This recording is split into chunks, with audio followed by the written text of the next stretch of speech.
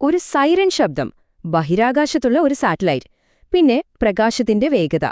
ഇത് മൂന്നും തമ്മിൽ എന്തെങ്കിലും ബന്ധമുണ്ടെന്ന് തോന്നുന്നുണ്ടോ? ഒരുപക്ഷെ ഇല്ലായിരിക്കാം. പക്ഷേ നമ്മൾ ദിവസവും കേൾക്കുന്ന ആ സൈറൻ ശബ്ദത്തിൽ പോലും പ്രപഞ്ചത്തിന്റെ ചില വലിയ രഹസ്യങ്ങളും ഇന്ന് നമ്മൾ ആശ്രയിക്കുന്ന പല ടെക്നോളജികളുടെ അടിസ്ഥാനവും ഒളിഞ്ഞിരിപ്പുണ്ട്. ആ ഒരു ഇൻട്രസ്റ്റിംഗ് കണക്ഷനാണ് നമ്മൾ ഇന്ന് നോക്കാൻ പോകുന്നത്. നമ്മളെല്ലാവരും ഇത് അനുഭവിച്ചിട്ടുള്ള കാര്യമാണല്ലേ? റോഡരികിൽ നിൽക്കുമ്പോൾ ഒരു ആംബുലൻസ് സൈറനിട്ട് നമ്മുടെ അടുത്തേക്ക് വരുന്നു. ആ ശബ്ദം അടുത്തേക്ക് വരുംതോറും കൂർത്തു വരികയും നമ്മളെ കടന്നുപോയി കഴിഞ്ഞാൽ പെട്ടെന്ന് ആ ശബ്ദത്തിന്റെ പിച്ച് താഴേക്ക് പോകുന്നതായും തോന്നും. എപ്പോഴെങ്കിലും ചിന്തിച്ചിട്ടുണ്ടോ എന്തുകൊണ്ടാണ് ആ ശബ്ദത്തിന് ഇങ്ങനൊരു മാറ്റം വരുന്നതെന്ന്? ഈ ഒരു സിമ്പിൾ ചോദ്യത്തിൽ നിന്നാണ് നമ്മളിന്ന് തുടങ്ങുന്നത്. അപ്പോൾ ഈയൊരു പ്രതിഭാസത്തിന് ഒരു പേരുണ്ട്. അതാണ് ഡോപ്ലർ ഇഫക്റ്റ്. സിമ്പിളായിട്ട് പറഞ്ഞാൽ സൗണ്ടിന്റെയോ ലൈറ്റിന്റെയോ സോഴ്സ്, അല്ലെങ്കിൽ അത് കേൾക്കുകയോ കാണുകയോ ചെയ്യുന്ന നമ്മൾ ഇതിൽ ആരെങ്കിലും ഒരാൾ മൂവ് ചെയ്യുകയാണെങ്കിൽ അതിന്റെ ഫ്രീക്വൻസിയിൽ ഒരു മാറ്റം അനുഭവപ്പെടും. ഈ ഫ്രീക്വൻസി എന്ന് വെച്ചാൽ എന്താ? ഒന്നുമില്ല, ഒരു സെക്കൻഡിൽ എത്ര തരംഗങ്ങൾ നിങ്ങളുടെ ചെവിയിൽ വന്നിടിക്കുന്നു എന്നതിന്റെ ഒരു കണക്ക്. അത് കൂടുമ്പോൾ പിച്ചു കൂടും, ശബ്ദം കൂർക്കും, കുറയുമ്പോൾ പിച്ചു കുറയും. ഇത്രയുള്ളൂ സംഭവം. ശരി, അപ്പൊ നമുക്ക് ആദ്യം തന്നെ നമ്മുടെ ഈ സൈറൻ ശബ്ദത്തിന്റെ കാര്യത്തിലേക്ക് വരാം. ഇതിനെയാണ് ഡോപ്ലർ ഇഫക്റ്റിന്റെ ഒരു ക്ലാസിക് എക്സാമ്പിൾ എന്ന് പറയുന്നത്. ഇവിടെ നമ്മൾ ശ്രദ്ധിക്കുന്ന ഒരു പ്രധാന കാര്യം ശബ്ദതരംഗങ്ങൾ എങ്ങനെയാണ് ഒരു മീഡിയത്തിലൂടെ, അതായത് വായുവിലൂടെ സഞ്ചരിക്കുന്നത് എന്നതാണ്. ലൈറ്റിന് ശൂന്യതയിലൂടെയും പോകാം, പക്ഷേ സൗണ്ടിന് അങ്ങനെയല്ല. സൗണ്ടിന് പോകണമെങ്കിൽ വായു പോലൊരു മീഡിയം നിർബന്ധമായും വേണം. അതുകൊണ്ട് തന്നെ ഈ വായുവിൽ ആരാണ് മൂവ് ചെയ്യുന്നത് എന്നത് വളരെ പ്രധാനപ്പെട്ടൊരു കാര്യമാണ്. സൗണ്ടിന്റെ സോഴ്സാണോ അതോ നമ്മളാണോ മൂവ് ചെയ്യുന്നത്? അതിനനുസരിച്ച് നമുക്ക് കേൾക്കുന്ന ശബ്ദത്തിലും മാറ്റം വരും.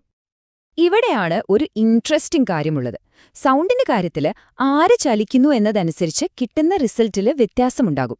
ഇപ്പൊ നോക്കൂ, ഒന്നാമത്തെ കേസ്, ആംബുലൻസ് നമ്മുടെ അടുത്തേക്ക് വരുന്നു. അപ്പോഴതെന്തു ചെയ്യും? അത് പുറത്തുവിടുന്ന സൗണ്ട് വേവ്സിനെ മുന്നോട്ട് തള്ളും, അല്ലേ? വേവ്സ് ഇങ്ങനെ കംപ്രസ് ആകും. അപ്പോൾ നമുക്ക് ഫ്രീക്വൻസി കൂടിയതായിട്ട് തോന്നും. ഇനി രണ്ടാമത്തെ കേസ്, ആംബുലൻസ് നിർത്തിയിട്ടിരിക്കുകയാണ്, നമ്മൾ അതിന്റെ അടുത്തേക്ക് ഓടിച്ചെല്ലുന്നു. അപ്പോഴും നമ്മൾ ഓരോ വേവിനെയും പെട്ടെന്ന് മീറ്റ് ചെയ്യല്ലേ? അപ്പോഴും ഫ്രീക്വൻസി കൂടും. പക്ഷേ ഇവിടെയാണ് ട്വിസ്റ്റ്. ഈ രണ്ട് കേസിലും ഫ്രീക്വൻസി കൂടുന്നുണ്ടെങ്കിലും ആ കൂടുന്നതിന്റെ അളവ് ഒന്നായിരിക്കില്ല, അത് രണ്ടും രണ്ടായിരിക്കും. അപ്പോ സൗണ്ടിന്റെ കാര്യത്തിൽ നമ്മൾ മനസ്സിലാക്കേണ്ടത് ഇത്രയുള്ളൂ. മീഡിയം, അതായത് വായു, ഒരു വലിയ കളിക്കാരനാണ്. പിന്നെ ആര് മൂവ് ചെയ്യുന്നു എന്നതും വളരെ പ്രധാനമാണ്. ഈ രണ്ട് കാര്യങ്ങളൊന്നും മനസ്സിൽ വെച്ചേക്കാം. കാരണം നമ്മളിനി ലൈറ്റിന്റെ കാര്യത്തിലേക്ക് പോകുമ്പോൾ ഈ നിയമങ്ങളൊക്കെ തലകീഴായി മറിയാൻ പോകുകയാണ്. അപ്പോ ലൈറ്റിന്റെ കാര്യത്തിൽ എന്താണ് വ്യത്യാസം? ഇവിടെയാണ് സൗണ്ടിന്റെ നിയമങ്ങളൊക്കെ പൊളിച്ചെഴുതപ്പെടുന്നത്. എന്തുകൊണ്ടാണെന്നല്ലേ? ഒരൊറ്റ കാരണം കൊണ്ടാണ്. പ്രകാശത്തിനൊരു പ്രത്യേകതയുണ്ട്. അതാണ് യൂണിവേഴ്സിന്റെ അൾട്ടിമേറ്റ് സ്പീഡ് ലിമിറ്റ്. അതിനേക്കാൾ വേഗത്തിൽ ഒന്നിനും സഞ്ചരിക്കാൻ പറ്റില്ല. ഇവിടെയാണ് ഐൻസ്റ്റീന്റെ സ്പെഷ്യൽ റിലേറ്റിവിറ്റി വരുന്നത്. അതിന്റെ ഏറ്റവും അടിസ്ഥാനപരമായ ആശയം ഇതാണ്. ഒന്ന് ചിന്തിച്ചു നോക്കൂ, നിങ്ങളൊരു ലൈറ്റ് സോഴ്സിന്റെ അടുത്തേക്ക് എത്ര വേഗത്തിൽ പോയാലും, അല്ലെങ്കിൽ അത് നിങ്ങളിൽ നിന്ന് എത്ര വേഗത്തിൽ അകന്നു പോയാലും, നിങ്ങൾ ലൈറ്റിന്റെ സ്പീഡ് അളന്നാൽ അതെപ്പോഴും ഒന്നായിരിക്കും. ആ ഒരു കോൺസ്റ്റന്റ് വാല്യൂ. സെക്കൻഡിൽ ഏകദേശം 3 ലക്ഷം കിലോമീറ്റർ. ഈ ഒരു ഒറ്റ റൂള് മതി ഫിസിക്സിലെ ഒരുപാട് കാര്യങ്ങൾ മാറിമറിയാൻ. അപ്പോൾ ഒരു പ്രശ്നമുണ്ടല്ലോ, ലൈറ്റിന്റെ സ്പീഡ് മാറില്ലെങ്കിൽ പിന്നെ എന്താണ് മാറുന്നത്?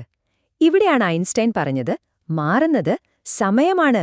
അതെ, ടൈം. വളരെ വേഗത്തിൽ സഞ്ചരിക്കുന്ന ഒന്നിന്റെ സമയം പുറത്തുനിന്ന് നോക്കുന്ന നമുക്ക് പതുക്കെയായിട്ടായിരിക്കും തോന്നുക. ഇതിനാണ് ടൈം ഡൈലേഷൻ എന്ന് പറയുന്നത്. അതുകൊണ്ട് ലൈറ്റിന്റെ ഡോപ്ലർ ഇഫക്റ്റ് കണക്കാക്കുമ്പോൾ നമ്മൾ ഈ ടൈം ഡൈലേഷൻ കൂടി കണക്കിലെടുക്കണം. അപ്പം നമുക്കൊന്ന് താരതമ്യം ചെയ്ത് നോക്കാം. ഈ ടേബിൾ നോക്കിയാൽ സംഭവം ക്ലിയർ ആവും. സൗണ്ടിന് ഒരു മീഡിയം വേണം, ലൈറ്റിന് വേണ്ട. സൗണ്ടിന്റെ കേസിൽ ആര് മൂവ് ചെയ്യുന്നു എന്നത് പ്രധാനമാണ്. പക്ഷേ ലൈറ്റിന്റെ കേസിൽ തമ്മിലുള്ള റിലേറ്റീവ് മോഷൻ മാത്രം നോക്കിയാൽ മതി. പക്ഷേ ഇതിലേറ്റവും വലിയ വ്യത്യാസം എന്താന്ന് വെച്ചാല് അവസാനത്തെ പോയിന്റാണ്. ലൈറ്റിന്റെ ഡോപ്ലർ ഇഫക്റ്റിൽ ഐൻസ്റ്റീന്റെ ടൈം ഡൈലേഷൻ കടന്നുവരുന്നു. അതായത് സമയമെന്നത് ഒരു കോൺസ്റ്റന്റ് അല്ല, അതും മാറിക്കൊണ്ടിരിക്കും. ശരി, ഇനി നമ്മൾ കാണാൻ പോകുന്നത് റിലേറ്റിവിറ്റിയുടെ ഒരുപക്ഷെ ഏറ്റവും വിചിത്രമായ, ഏറ്റവും മൈൻഡ് ബ്ലോയിങ് ആയിട്ടുള്ളൊരു റിസൾട്ടാണ്. സൗണ്ടിന്റെ ലോകത്ത് ഇങ്ങനെ ഒരൊറ്റ സംഭവമേ ഇല്ല. ഇതെന്നാലോചിച്ചു നോക്കൂ. ഒരു ലൈറ്റ് സോഴ്സ് നിങ്ങളുടെ അടുത്തേക്ക് വരുന്നില്ല, നിങ്ങളിൽ നിന്ന് ദൂരേക്ക് പോകുന്നുമില്ല.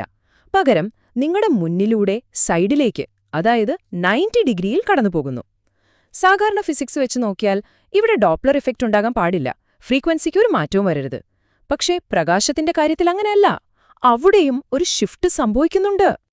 എന്തുകൊണ്ടാണ് ആ ഷിഫ്റ്റ്? അതിന്റെ ഉത്തരം ഒന്നേയുള്ളൂ: ടൈം ഡൈലേഷൻ. ആ ലൈറ്റ് സോഴ്സ് വെറുതെ മൂവ് ചെയ്യുന്നതുകൊണ്ട് മാത്രം അതിലെ സമയം പതുക്കെയാകുന്നു. അതുകൊണ്ട് അത് പുറത്തുവിടുന്ന ലൈറ്റിന്റെ ഫ്രീക്വൻസി കുറഞ്ഞതായി നമുക്ക് തോന്നും.